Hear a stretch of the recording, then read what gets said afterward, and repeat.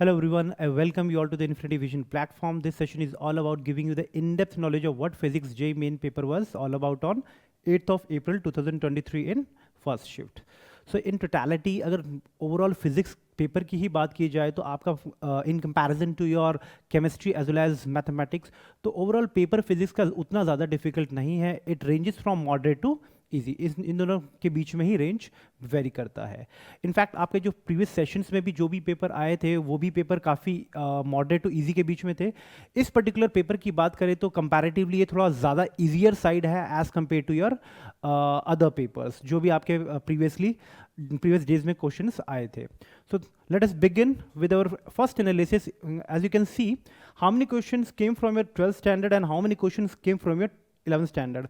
58% questions 11th standard से थे as compared to your 12th standard, which is 42%. So again, all these questions are a memory based. उसी questions के basis पे हमने ये data आपके लिए निकाल के लेके आए हैं. तो दैट मीन्स थोड़ा सा डिफरेंस है, मार्जिनल डिफरेंस है. 2-3 questions are more in 11th standard. That doesn't mean कि आप पूरा का पूरा 12th स्टैंडर्ड को आप इजीली स्क्रैप आउट कर सकते हैं. इसका मतलब ये है कि 11th स्टैंडर्ड, इनफैक्ट आपके प्रीवियस सेशंस में भी 11th स्टैंडर्ड से हर एक चैप्टर में से एक क्वेश्चन तो जरूर आया है. तो you can not neglect your 11th standard as well as 12th standard. बिल्कुल नेग्लेक्ट नहीं कर सकते हैं. ठीक है, डिफरेंस 1 और 2% का आता है. इस सेशंस में थोड़ा सा डिफरेंस ज़्यादा आया है. So you need not worry about these things because थोड़ा बहुत क्वेश्चंस वेरी करेगा ही करेगा. ठीक है, so moving to the next analysis part. As you can see, how many questions were difficult, how many questions were easier. So easiest questions were around 42%. So that means कि easy section of the paper काफ़ी ज़्यादा है percentage इस बार. ठीक है, so that means ये paper थोड़ा सा ईजियर से मॉडरेट के बीच में ही है. आई कैनॉट से कि ये मॉडरेट के बीच में है, मतलब ईजियर से मॉडरेट के बीच में मैंने बोला तो इसका मतलब easier side in comparison to your other paper ये थोड़ा ज़्यादा ईजी पेपर था ये वाला. Okay, so easy questions are those questions which are direct from NCERT. They are only factual based questions, and moderate questions are percentage was about 58%. So that means कि ये वो questions है जो formula based questions है जिसमें direct formula apply करके आप आसानी से questions को solve कर सकते हैं. Difficult questions एक भी मैंने नहीं देखा इस पेपर में. So that means कि ज़्यादा difficulty level इस पेपर में बिल्कुल भी नहीं था. In fact most of the questions जो थे ज़्यादातर सीधा direct जो आपके NCERT से बेस्ड या एकदम शॉर्ट लाइनर्स और जो एकदम सीधा डायरेक्ट फॉर्मूला बेस्ड क्वेश्चंस बहुत ज़्यादा थे इजी क्वेश्चंस में भी. ओके, सो इन टोटलिटी आप सिर्फ अगर easiest sections and moderate sections पे भी अगर आप फोकस करते हैं तो still you would be able to score. इस क्वेश्चन पेपर में तो 100% स्कोर कर सकते थे. एंड इनफैक्ट प्रीवियस सेशंस में भी आपको बताया गया है कि डिफिकल्टी लेवल बहुत कम है. Means around 1 or 2 questions come in your examination which is quite difficult. वो difficult questions वो वाले हैं जो कि analytical based questions हैं जिसमें multiple chapters के concept involved है.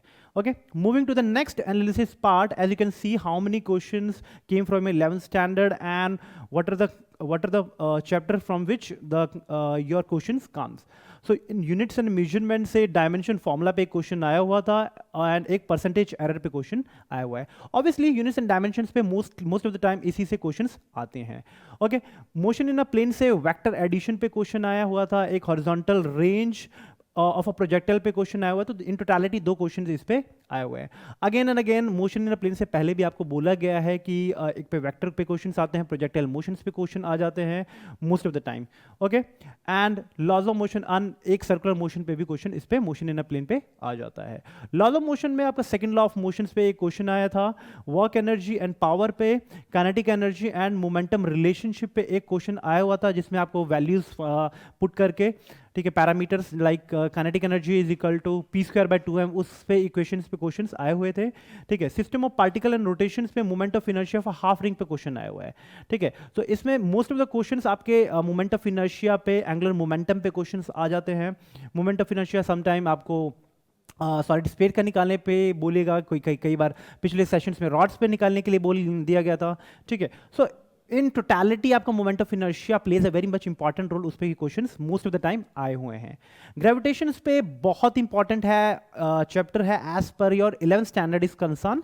सो अगर देखा जाए तो मोस्ट ऑफ द क्वेश्चंस आपके acceleration due to gravity with depth and with height पे क्वेश्चन आया हुआ है। प्रीवियस सेशंस में विद हाइट पे क्वेश्चंस आया है, इस पर्टिकुलर एग्जाम में आपका acceleration variation of acceleration due to gravity with depth पे क्वेश्चंस आया हुआ है। And again total energy of the satellites in orbits पे एक और क्वेश्चन आया हुआ है। सो इन टोटलिटी 2 क्वेश्चंस आए हुए हैं। अब 11th स्टैंडर्ड की बात करें, इनफैक्ट आपके प्रीवियस सेशन 1 में भी देखा जाए तो gravitation plays a very much important role. Minimum आपके 2 क्वेश्चंस या एक्सपेक्ट इसमें हमने किए हुए हैं। सो 2 तो मिनिमम क्वेश्चंस आपके ग्रेविटेशन पे आ ही रहे हैं। And the similar trend will gonna be followed in the coming examination. जो भी आपके एग्जाम आ रहे हैं उसमें भी सेम ट्रेंड फॉलो होगा। Okay, mechanical property of solid से energy density of and stressed rod में एक क्वेश्चन आया हुआ था।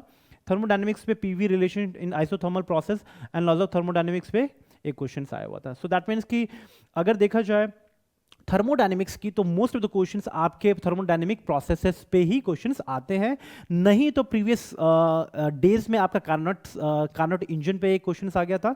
तो मोस्ट ऑफ द टाइम जितने भी आपके कंटेंट्स हमने जो प्रीवियसली भी डिस्कस किए हैं सेशन 1 में भी, दिस इज योर सेशन 2, तो सेशन 2 में भी सेम कंटेंट से टॉपिक से आपके क्वेश्चंस रिपीट हो रहे हैं। So you must remember and go through those session 1 videos thoroughly. Okay, now moving to the waves part, open organ pipe पे क्वेश्चंस आए हैं एंड अगेन डॉपलर शिफ्ट पे एक क्वेश्चन आया है। तो मोस्ट ऑफ द टाइम आपके waves पे डॉपलर शिफ्ट पे इधर क्वेश्चन आ जाता है या ऑर्गन पाइप पे। Most of the time Doppler shift पे मैंने क्वेश्चन देखे हुए हैं कि ज्यादातर डॉपलर शिफ्ट पे आते हैं। अगेन वेव्स एंड ऑसिलेशंस पे क्वेश्चन बहुत आते हैं। एसएचएम ऑफ द स्प्रिंग पे भी क्वेश्चन बहुत आए हुए हैं प्रीवियस सेशंस में भी, एंड आपके पिछले वाले प्रीवियस डेज में भी उस पे क्वेश्चंस बहुत आए थे। Okay, moving to the next, as you can see through this chart, waves पे का चंक ज़्यादा है and again motion in a plane का चंक ज़्यादा है, यूनिट्स एंड मेजरमेंट पे का भी चंक ज़्यादा है। ठीक है, ओके, ग्रेविटेशन का चंक ज़्यादा है। ठीक है, थर्मोडायनेमिक्स के क्वेश्चंस हो गए and mechanical properties of solids पे क्वेश्चंस हो गए।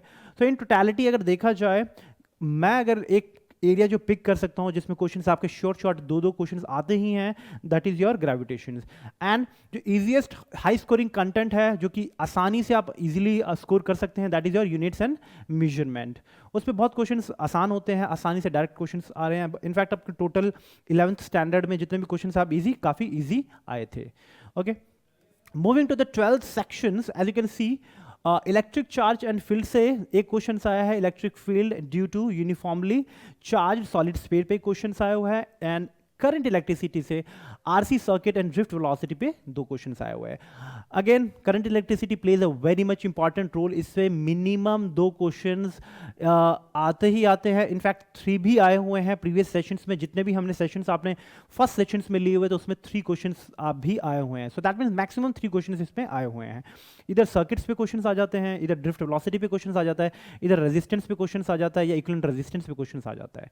Okay, now moving charge and magnetism से path of a charged particle in a magnetic field. So that means उसमें पूछा गया था कि वो हेलिकल पाथ अगर वो किसी एक पर्टिकुलर एंगल पे मैग्नेटिक फील्ड में एंटर करता है charge particles with certain velocity, so that means उसका पाथ कवर्ड क्या होगा, उस टाइप के क्वेश्चंस काफ़ी आए हुए थे। सो दैट उस टाइप के क्वेश्चंस आया हुआ था। सो दैट मीन्स उसका पाथ हेलिकल होता है एंड अगेन उसका आप again vector components 2 rectangular coordinates में डिवाइड करके आसानी से निकाल सकते हैं क्वेश्चंस। इस अल्टरनेटिंग करंट पे LC circuit and maximum current नहीं निकालने के लिए आया था एसी सर्किट के अंदर। ठीक है, एलसी सर्किट के अंदर। ओके, उसमें एक क्वेश्चन आया हुआ है। And ray optics and the optical instruments पे image formation by 2 plane mirrors पे एक क्वेश्चन आया हुआ है। ठीक है, and dual nature and radiation, then the modern physics plays a very much important role because modern physics पे जो questions आ रहे हैं वो बहुत easy होते हैं and easily आप आसानी से score कर सकते हैं। So that means de Broglie wavelength of E and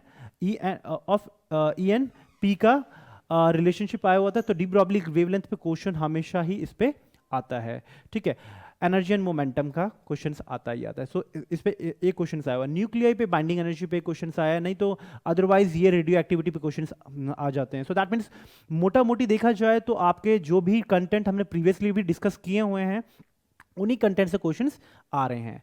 okay, semiconductor and electronic device पे लॉजिक गेट्स पे हमेशा क्वेश्चन आए। प्रीवियस डेज में भी आपको लॉजिक गेट्स पे ही क्वेश्चन आया हुआ है and they are quite easier.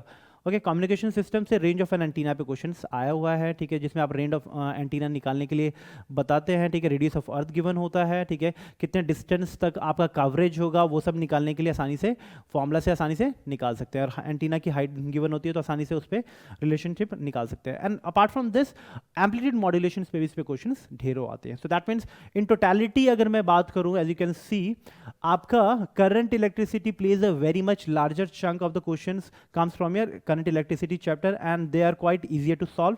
In fact आपके जो इलेक्ट्रिक चार्ज एंड फील्ड पे भी जो क्वेश्चंस आते हैं, ठीक है, वो